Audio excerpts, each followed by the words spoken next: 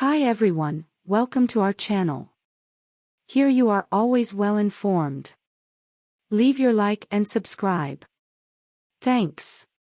In an alternative universe, The Fabelmans is coasting toward victory at the 95th Academy Awards, a late career hurrah for Steven Spielberg, who will take the Best Picture and Best Director double crown for the first time since Schindler's List. In another branch of the multiverse, Top Gun: Maverick, the movie that supposedly saved moviegoing post-lockdown, is about to add a statuette to its commanding box office haul. In yet another reality that we are definitely not in, The Woman King will herald a new era of black female empowerment in Hollywood when it wins Best Picture, Best Director, Gina Prince Bythewood, and Best Actress, Viola Davis. And, elsewhere in the infinite constellation of possibilities, Andrea Riseborough, of To Leslie, is about to clutch her Best Actress prize with fingers made of hot dogs. But we do not live in those universes. We live in the one where Everything Everywhere All at Once is the dominant frontrunner for Best Picture. The Oscars are always a multiverse story, with the endless combinations of possible winners narrowing as the night goes on. There is still a world in which Everything Everywhere loses all 11 awards for which it's nominated, but we probably don't live in that universe either. The film just pulled off a quadruple win from the guilds, the D.G.S., the P.G.S., the SAGs, the W.G.S., whose members overlap with the Academy's major branches. It has one acting prize, Best Supporting Actor, for Ko Hui Kwan, seemingly sewn up, and two others, Best Actress, for Michelle Yeoh, and Best Supporting Actress, for Jamie Lee Curtis, close within reach. And its quirky director duo, known as the Daniels, Kwan and Skynyrd, may well leapfrog Spielberg. With the ranked choice ballot for Best Picture, a movie as broadly admired as Everything Everywhere is even better positioned, since it can benefit from second-choice votes as well. On one level, the ascendance of Everything Everywhere is wildly unlikely. The film premiered a full year ago at South by Southwest, not a typical launching pad for Oscar contenders. It opened in limited release in late March, inching along steadily at the box office. By June, it was A24's highest-grossing movie ever. In the fall and winter, a cavalcade of Oscar-worthy films burst onto the scene, tugging award speculation in other directions. Cate Blanchett in Tar, Brendan Fraser in The Whale, Banshees, Fabelmans, Black Panther. On its surface, Everything Everywhere doesn't have the hallmarks of Oscar bait. It's a sci-fi comedy, two genres that the Academy tends to overlook, about a middle-aged Chinese-American woman who runs a laundromat, with a premise that is comprehensible mostly to philosophers and comic book geeks, verse jumping, and subplots involving talking rocks, an enchanted everything bagel, and butt plugs. And yet, Everything Everywhere more than endured, it soared. Why? One explanation is easy: people like the movie. I've loved it since it came out, one Academy member and longtime award strategist told me. This voter, who had picked Everything Everywhere for Best Picture, was drawn to the story of a woman trying to deal with her life and observed that the film has a more uplifting ending than many of its competitors. As we've seen with the Oscars over past years, it's the film that makes you feel happiest when you walk out.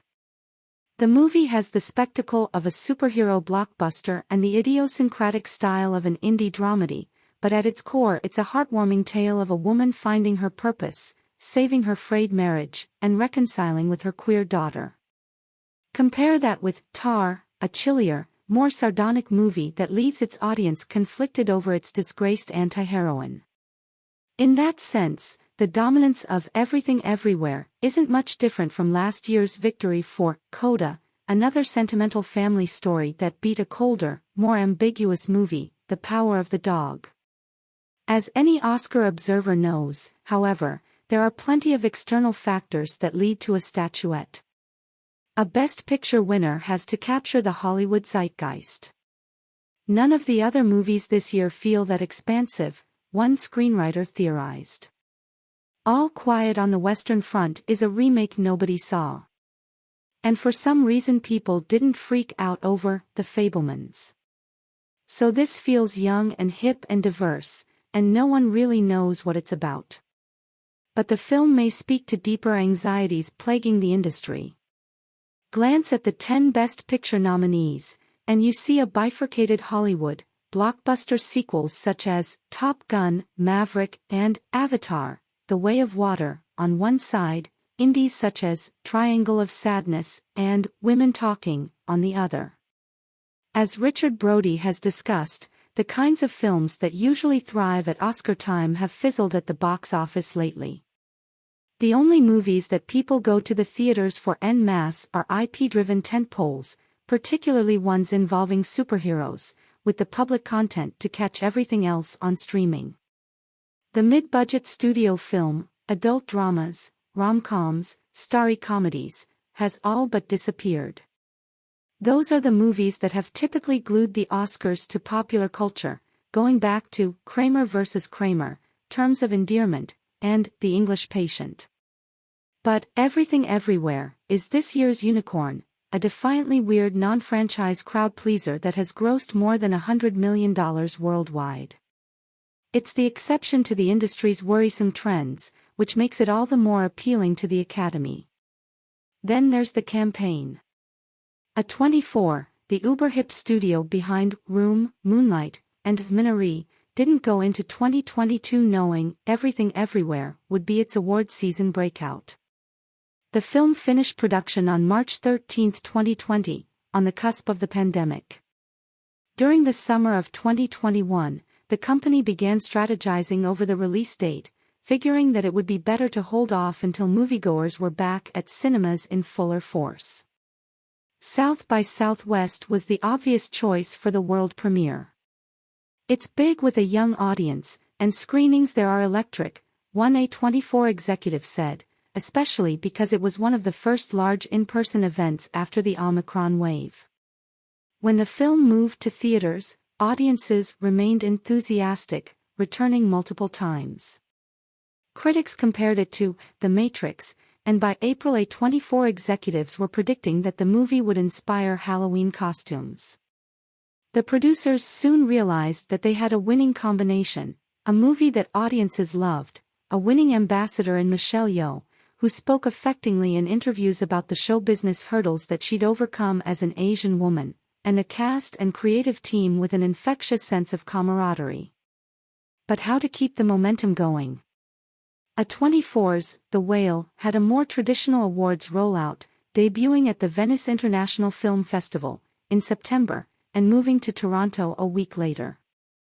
Yeoh also traveled the fall festival circuit, with a special screening of Crouching Tiger, Hidden Dragon, at Telluride and an honorary award at Toronto. How do you get through that early phase with all the new shiny objects, the A24 executive said, recalling the crowded fall season. You start with Michelle, because she is the movie. By October, The Times was reporting on its peculiar staying power. The movie, like its beleaguered protagonist, was a lovable underdog.